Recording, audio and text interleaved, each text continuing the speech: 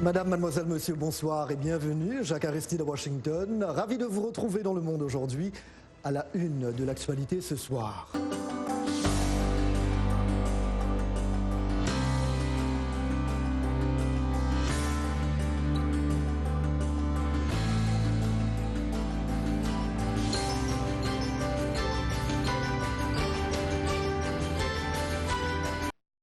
Lors d'une descente jeudi soir dans une maison du quartier Rigaza, la police de Kaduna a découvert plus de 300 élèves et étudiants de nationalités différentes. Ils étaient enfermés et enchaînés dans des conditions inhumaines, voire dégradantes, sous couvert de leur apprendre le Coran et de les redresser.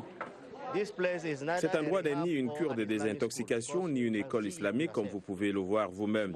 Ce sont des enfants, certains ont été amenés de nos pays voisins comme le Burkina Faso, le Mali, le Ghana et d'ailleurs. Et les autres enfants rassemblés ici viennent d'un peu partout dans le pays. Il y en a qu'on a retrouvés enchaînés. Vraisemblablement, ils ont été utilisés, déshumanisés, comme vous pouvez le constater. Le raid policier a été lancé suite à des plaintes répétées de voisins qui se doutaient que quelque chose d'anormal se passait à l'intérieur de l'école. Immédiatement, le propriétaire de l'établissement et ses 6 assistants ont été arrêtés. La police a également trouvé une chambre de torture où des élèves étaient suspendus à des chaînes et battus lorsque les enseignants estimaient qu'ils avaient commis une faute. Ceux qui m'ont amené ici ont fait comprendre au maître coranique que j'étais devenu chrétien parce que j'ai passé plusieurs années à l'étranger à étudier et selon eux, mon style de vie devait changer. Les parents de certaines victimes originaires de Kaduna, convoqués par la police, ont été choqués et horrifiés quand ils ont vu l'état de leurs enfants. Je les ai suppliés quand je suis venu, mais ils m'ont dit non, nous ne pouvions pas voir les enfants avant 3 mois. Donc j'ai dit d'accord, prenez cette miche de pain et apportez-les pour eux. Puis nous sommes partis. Les victimes ont été transférées dans un camp temporaire situé dans un stade à Kaduna avant d'être envoyées dans un autre camp situé dans une banlieue de la ville pendant que des tentatives seraient faites pour retrouver leurs parents, a annoncé la police. Temps difficile pour le président Trump. Le public américain se penche pour la première fois sur la plainte du lanceur d'alerte qui évoque un certain nombre d'inquiétudes concernant l'entretien téléphonique de Trump avec Zelensky, y compris des allégations selon lesquelles les responsables de la Maison-Blanche auraient dissimulé les détails. La plainte indique que la Maison-Blanche a tenté de verrouiller tous les renseignements de l'appel, en particulier la transcription mot à mot. Cela a donné aux lanceurs d'alerte une raison de croire que la Maison-Blanche a compris la gravité de ce qui a été dit lors de cet entretien. Les démocrates de la Chambre ont menacé de poursuivre en justice le plus haut responsable du renseignement du pays en vue d'obtenir la plainte.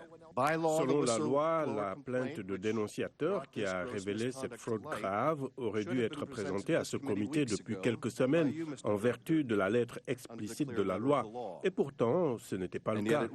Maguire dit cependant avoir respecté les droits légaux de la présidence dans cette situation sans précédent. Une grande partie de l'information contenue dans la plainte était en fait soumise aux privilèges de l'exécutif, contre lequel je ne pouvais pas agir. Maguire a reconnu que le lanceur d'alerte était crédible et avait le droit de s'exprimer, mais il a choisi de ne pas attiser la colère du président. Ce dernier considère d'ailleurs cette plainte comme un jeu politique. Les démocrates vont perdre les élections, ils le savent. Et pourquoi ils jouent à ce jeu? Trump compte jusque-là très peu de soutien dans ce dossier, ce qui réconforte les démocrates dans leurs exigences d'une enquête approfondie qui pourrait aboutir à un vote à la Chambre sur sa destitution. Ils sont d'ailleurs nombreux les démocrates qui souhaitent ce vote d'ici la fin de l'année, avant que l'élection présidentielle de 2020 ne soit pleinement engagée en février prochain. L'ouverture de la 74e session a été marquée par l'intervention du président américain Donald Trump. Dans son adresse, sa 3e depuis le début de son mandat, il a de nouveau pris position pour sa politique en faveur de l'Amérique d'abord, à l'encontre du multilatéralisme prôné par les États membres. Et partout sur cette grande planète magnifique, la vérité est claire.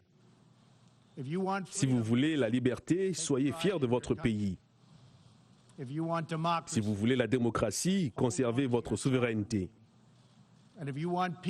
Si vous voulez la paix, aimez votre nation.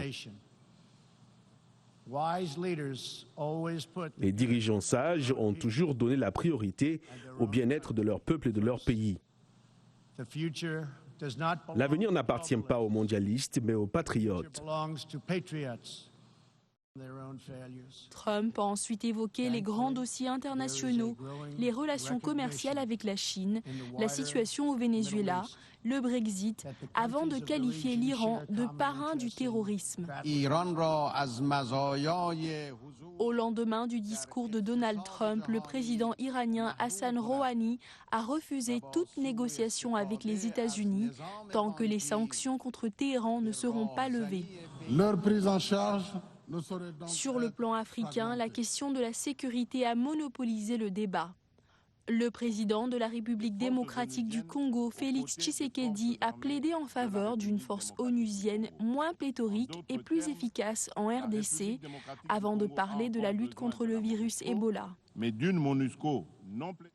En tant que contributeur de troupes, le président sénégalais Macky Sall et le chef d'État nigérien Mahamadou Issoufou ont réitéré leur appel en faveur du soutien du G5 Sahel et déclaré qu'il est primordial de solidifier le cadre de cette entité avec plus de financement. Le président burkinabé n'a pas manqué de faire écho à cette priorité. À l'instar de mes pairs de la CEDEAO et à ma qualité de président en exercice du G5 Sahel, je lance un appel pour un mandat plus robuste et plus offensif en faveur de la MINUSMA. Un tel mandat devrait permettre de sécuriser et de stabiliser davantage le Mali et partant tous les autres pays du G5 Sahel. De son côté, le président de la République centrafricaine et le chef d'État malien ont pris la parole pour parler de la mise en œuvre des accords de paix dans leur pays. Au-delà de la lutte contre l'insécurité et le terrorisme, l'autre grande priorité des dirigeants africains est l'éradication des facteurs de pauvreté. Ils ont prôné l'inclusion et l'accès à l'éducation. En attendant la fin de la 74e session lundi, il est anticipé que les prochains discours mettront également l'accent sur l'action multilatérale. Eh bien oui, c'est vendredi et c'est l'heure de Culture Hebdo, un rendez-vous hebdomadaire que nous ne voulons manquer sous aucun prétexte. Et comme d'habitude, nous retrouvons Roger Muntu. Bonsoir Roger. Bonsoir Jacques. Ça va très bien? Ça va très bien, c'est le week-end. Absolument. Alors, Phoebe Waller-Bridge, nouvelle star des séries, signe un accord avec Amazon. Ah ouais, c'est pas petit comme on dit à Abidjan. Hein. La scénariste et actrice britannique multi-récompensée aux Emmy Awards, Phoebe Waller-Bridge a signé un nouveau contrat majeur avec Amazon après le succès tonitruant de sa série Fleabag aux dernières récompenses de la télévision américaine. Phoebe Waller-Bridge, également créatrice de la série d'espionnage Killing Eve, est appelée au chevet de script du 25e opus des aventures de James Bond, a confirmé dimanche soir son statut de reine de la comédie. Fleabag, une production des studios d'Amazon et de la BBC, a triomphé aux Emmy, remportant 6 statuettes, dont le prix de meilleure comédie et de la meilleure actrice pour sa créatrice PWB. La jeune femme de 34 ans a assuré mardi être surexcitée d'avoir ancré dans le marbre de nouvel accord avec Amazon, estimé, tenez bon, à 20 millions de dollars par an pour 3 ans par les médias d'Hollywood. Oui, elle monte. Et elle est originaire du nord de l'Angleterre, Liverpool, avec un accent très intéressant. Un endroit que tu connais trop bien, Absolument. Liverpool. Alors, les États-Unis rendent à l'Égypte un sarcophage volé. Une bonne nouvelle en tout cas. Les autorités américaines ont restitué mercredi à l'Égypte un sarcophage acheté par le Metropolitan Museum en 2017, mais qui s'est révélé avoir été volé en 2011, année du soulèvement contre le président Hosni Moubarak. Ce cercueil de près de 1,80 mètres doré à leur fin avait été fabriqué pour Nejmanka, prêtre du dieu à tête de bélier, Hershef. Il était la pièce centrale même d'une exposition du Met portant son nom, qui a dû être interrompue prématurément en février dernier, l'objet ayant été remis par le musée au service du procureur de Manhattan, Cyrus Vance. Une enquête menée conjointement par les autorités américaines, égyptiennes, allemandes et françaises, en effet, a établi que le sarcophage avait été volé en Égypte en 2011. Et puis, Roger, tout simplement, Manu Dibango. Ouais, exactement, bien sûr, comme ce week-end, pourquoi pas finir en musique avec Manu Dibango qui a fêté ses 60 ans de carrière cette année à Saly-sur-Loire. Un saxophoniste hors pair, le chanteur camerounais avec un son de la soul, musique africaine, véritable signature artistique du saxophoniste durant plusieurs années. Il a fait chavirer les cœurs des fans qui pensent que cet homme de 85 ans et son saxophone ne font qu'une seule personne aujourd'hui. Suivons ce petit clip. Ah non, malheureusement, on n'a pas, quel dommage. On n'a pas, quel dommage. Je voulais bien te proposer ce morceau, mais oui, tu pourras suivre ça plus tard. Absolument. D'accord. Et tout de suite, alors, place à notre agenda culturel.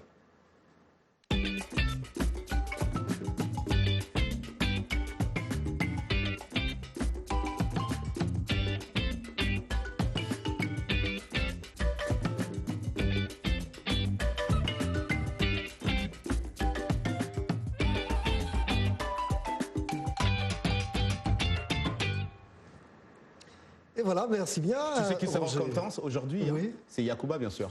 Absolument. Il est en train de... Il danse déjà? Il danse déjà. Oui, absolument. Bon, Roger, merci beaucoup. Mais n'allez nulle part ailleurs. Parce que le sujet qui va suivre va vous intéresser. M'intéresse aussi, mais je reste. Oui, alors. absolument. D'accord. Le jardin du musée du roi Mohamed VI a accueilli la toute première édition de la Biennale de l'art contemporain de Rabat. Et pour cette première, les femmes artistes étaient à l'honneur. Il y a à revoir un petit peu notre rapport à l'équilibre et à l'équité dans l'histoire de l'art. Tout simplement, l'histoire de l'art est une histoire pour l'essentiel masculine. C'est ce qu'on lit dans les livres, c'est ce que nous regardons. Et donc, il y a une tentative par la Biennale de Rabat de réparer cette chose-là dans l'histoire. Je pense que c'est une chose extrêmement importante. La culture aujourd'hui devient un élément d'échange, un élément de langage, un élément primordial dans, je dirais, le dialogue. Et on a besoin de ces expositions. On a besoin de montrer aux gens qu'il y a d'autres voies. La voie de la lumière, la voie de l'art. Pour les organisateurs, il était tout aussi important que le public puisse voir la diversité de l'art contemporain. Je suis cinéaste, oui c'est vrai, je fais des films d'art et des films expérimentaux, mais il y a quand même d'autres formes d'art qui sont ici à la Biennale et qui sont exposées. Et c'est ça, je pense, l'originalité aussi de la Biennale. Il y a aussi de la performance, il y a aussi de la danse, il y a aussi du cinéma. Donc il est important en fait que dans une Biennale, on imagine que beaucoup de choses sont art. Et c'est un peu ça la question. Qu'est-ce qui est art, qu'est-ce qui n'est pas art? Beaucoup de choses, beaucoup de formes sont art. Et ce qui est intéressant, c'est le tissage et le métissage qu'on va retrouver dans la Biennale à travers toutes ces formes artistiques. Cette première Biennale d'art est accueillie dans plusieurs espaces de la capitale marocaine jusqu'au 18 décembre 2019. Bonsoir à tous. Affaire classée. Vous vous souvenez, on en parlait déjà hier. L'Égypte demandait des comptes à la FIFA sur la non prise en compte de ses votes pour la nomination du meilleur joueur de l'année. Eh bien, l'instance mondiale a répondu, expliquant que l'Égypte n'a pas pu voter pour Mohamed Salah parce que le formulaire de vote soumis par sa fédération le 15 août présentait des signatures en majuscules qui ne semblaient pas valides. Ces formulaires n'ont pas non plus été signés par le secrétaire général, ce qui est obligatoire, a affirmé l'instance mondiale. La FIFA dit avoir envoyé 2 rappels à la fédération égyptienne pour confirmer les choix du sélectionneur et du capitaine, des demandes restées sans réponse. Conséquence, le vote du sélectionneur Chaouki Garib et celui du capitaine Ahmed El Mohammadi n'ont pas été pris en compte. Elles ont toutes les deux perdu lors de leur première sortie, l'Afrique du Sud et la Namibie. Seul pays représentant l'Afrique au mondial de rugby au Japon s'affrontent demain à Toyota. Les Sud-Africains veulent lancer leur tournoi alors que les Namibiens courent toujours après une première victoire historique à un mondial de rugby. Suivez. Les uns, les Sud-Africains, basent leur jeu sur la puissance et la destruction physique de l'adversaire. Les autres, les Namibiens, sont semi-professionnels. Le duel des voisins Afrique du Sud-Namibie semble déséquilibré et pourrait déboucher sur un score fleuve. Ils doivent simplement se rendre sur le terrain, s'amuser et remporter la victoire pour l'Afrique du Sud. Les Springboks, désireux d'effacer certains travers observés face aux All Blacks, défaite 23-13, seront sans pitié pour les Warriors. Comme lors des 2 précédentes confrontations, les Box l'avaient emporté 105-13 en 2017 au Cap et seulement 87-0 lors de la Coupe du Monde 2011. En face, les Namibiens qui ont limité la casse face à l'Italie 47-22 dimanche dernier ont encaissé au moins 50 points lors des 11 de leurs 19 matchs de Coupe du Monde disputés jusque-là. Et ils détiennent le record de la plus large défaite en Coupe du Monde, un certain 142-0 encaissé face à l'Australie en 2003. Voilà, c'est tout pour les sports. Je vous souhaite un excellent week-end et on se retrouve lundi. C'est une mosquée qui trône au cœur de la capitale sénégalaise et qui fait la fierté de toute une communauté, la confrérie mouride. Mais pour beaucoup, c'est la fierté de tout un pays. On est sur un site qui fait 60 000 m². Donc 60 000 m² répartis en 3 parties. Et c'est au milieu que nous avons édifié la mosquée.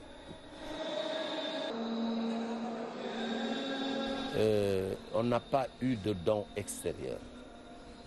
Tout est fait par les talibés. Les talibés, ça veut dire les membres de cette confrérie et les musulmans d'une manière générale. Les mourides, connus pour leur dévotion, ont financé entièrement cette mosquée qui a coûté 32 millions de dollars. Depuis le début de la semaine, les fidèles viennent de partout pour visiter l'œuvre. Je suis venu aujourd'hui pour visiter parce qu'à partir de demain, si tu viens, tu ne peux pas rentrer dedans. Il y a beaucoup de monde. Le jour de vendredi, si tu ne peux pas, c'est pas la nuit ici, tu ne peux pas rentrer ici dedans. Parce qu'il y a beaucoup de monde. Le grand marabout, il est venu hier là pour visiter. Mais le jour, si tu viens le jour, tu ne peux pas rentrer dedans. C'est pour cela qu'il y a beaucoup de gens qui sont venus ici pour prendre les places avant du jour, à part vendredi. La mosquée peut accueillir jusqu'à 30 000 fidèles. Les travaux ont été essentiellement exécutés par des entreprises locales qui ont employé 800 ouvriers. Et ce sont de très belles images. Point final à ce journal. Merci d'avoir été des nôtres ce soir. C'était Jacques Aristide à Washington. Vous avez rendez-vous lundi avec John Linden. Même heure, même endroit. Merci à toute l'équipe qui se joint à moi pour vous souhaiter une très belle soirée et un très bon week-end. À très bientôt. Merci.